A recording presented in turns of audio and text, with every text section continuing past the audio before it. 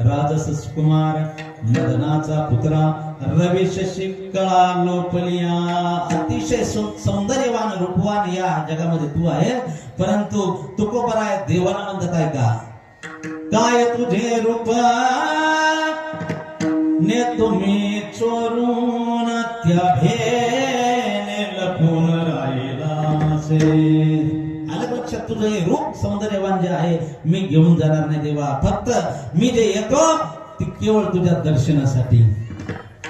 आलं लक्षात फक्त आणि फक्त तुझं दर्शन घेण्यासाठी देवाला म्हणतात आणि तुला जर असं वाटत असेल की तुझ्याकडे काही मी मागत असेल त्यावेळी जगद्गुरु तुकोबराय सांगतात